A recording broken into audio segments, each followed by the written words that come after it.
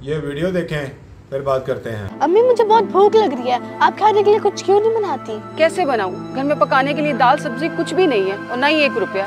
मैं तो खुद बहुत परेशान हूँ। तो अम्मी दुकान वाले अंकल से उधार ले आए कुछ, पहले भी तो लाती थी। बेटा तुम्हारे अब्बू के फौत होने के बाद कुछ दिन तक तो उधार मिल जाता था, मगर मैं पैसे वापस नहीं कर सकी तो अब कोई उधार नहीं देता। सबने पहले ही इनकार कर रखा है। काश अब्बू हमें छोड़ के ना जाते तो हमें ये दिन ना देखने पड़ते।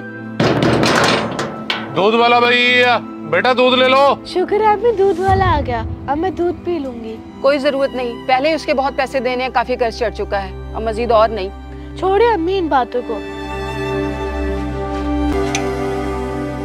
बहन आप बच्ची से किस तरह की बातें कर रही थी?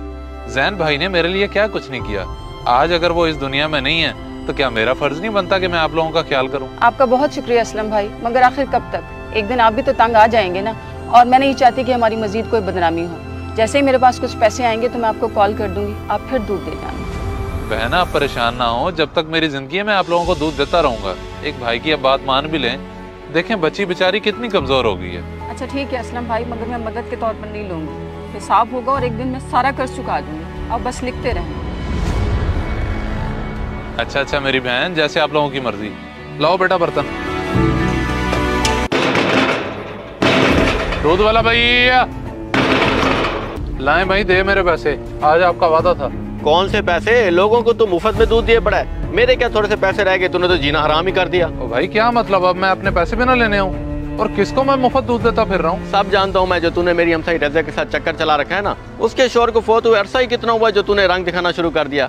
वैसे बड़ी शर्मिंदगी की बात है। ओ भाई शर्म करो, वो मेरी बहनों की तरह है। उस पर इल्जाम लगाने से पहले कुछ तो सोच लेते।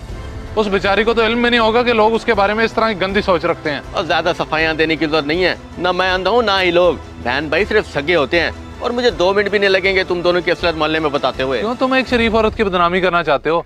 आखिर उसने तुम्हारा बिगाड़ा ही किया जो तुम उसके पीछे हाथ धो के पड़ गए हो। एक तो उस बेचारी का कमाने वाला कोई नहीं है, अगर किसी को ये बातें पता चल गई तो क़यामत बर्पा हो जाएगी। तुझे बड़ी फिक्र हो रही है उसकी। चलो मैं अपना मुंह बंद रखूंगा, लेकिन मेरी एक शर्त है, जो मैंने तेरे पैसे देने हैं ना वो मैं नहीं दूंगा। बोल। तुम वैसे ना बहुत गलत कर रहे हो, लेकिन चलो कोई बात नहीं, मैं एक नेक औरत की इज्जत बचाने की खातिर ये भी कर लूंगा। बेटा मोहम्मद का ख्याल रखना, मैं जरूरी काम से बाहर जा रही हूँ, कुंडी लगा लेना, परेशान मत होना, मैं जल्दी वापस आ जाऊंगी। ठीक है अम्मी। सुनाए अतर भाई, क्या हालात चल रहे हैं आजकल? नजर ही नहीं आते, कहाँ गुम है? शदे भाई मैंने कहाँ जाना है, मेरा भाई पोल्ट्री का काम है। सुना है कि लोगों के घर दूध की नहरें बह रही हैं, मुफ्त के दूध मिल रहे हैं, और वो समझते हैं कि किसी को कुछ पता ही नहीं। गलत सोच है उनकी। ओ ये क्या आते आते वापस मुड़ गई है? और तू क्या कहना चाहता है? मुझे कुछ समझ नहीं आ रही। मैं जो कहना चाह रहा हूँ वो तुझे समझ नहीं आएगी। समझने वाले समझ भी गए और चले भी गए। ठीक है शदेब भी, मैं फिर चलता हूँ, मुझे थोड़ा काम है, मिलते हैं फिर। अम्मी, अम्मी आप रो क्यों रही हैं? किसी ने आपको कुछ कहा है? कुछ नहीं बेटा। दूध वाला भैया, बेटा दूध ले लो। ये देखो मेरे हाथ जोड़े हैं, तुम चले जाओ यहाँ से। तुमने तो मोहल्ले में मेरी इज्जत का जनाजा निकलवा दिया है।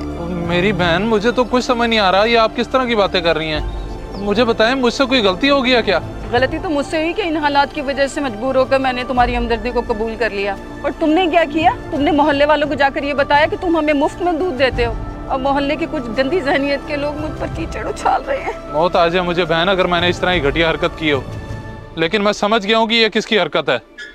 अब मैं उसे छोड़ूंगा नहीं।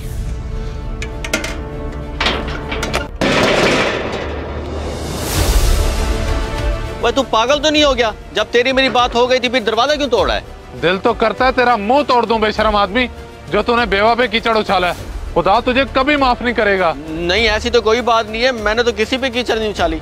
बकवास बंद कर घटिया इंसान। तुम जैसे लोग मजबूरी का नाजायज फायदा उठाते हो, ना खुद किसी की मदद करते हो ना दूसरे को करने देते हो। जरा सा सोच के देख, अगर उसकी जगह तेरी बहन होती तो तेरे पे क्या गुजरती। मुझसे बहुत बड़ी गलती होगी, मुझे माफ कर दें। बस शरारत में मैंने उस पर टोंट मार दिया, मुझे अपनी गलती का एहसास हो गया है। अब तुझे एहसास हो रहा है किसी की दिल आजारी करके? अब तो तुझे अल्लाह भी माफ नहीं करेगा जब तक तू उससे माफी नहीं मांग लेता, और वो तुझे माफ नहीं कर देती। देखी वीडियो आपने? मज़लूम की हाथ से बचना चाहिए, क्योंकि यह सीधा अर्श तक जाती है और अर्श वाला कभी नाइंसाफ़ी नहीं करता। अल्लाह हमें ऐसे गंदे अमल से बचाए। आमीन। जज़ाकल्लाह।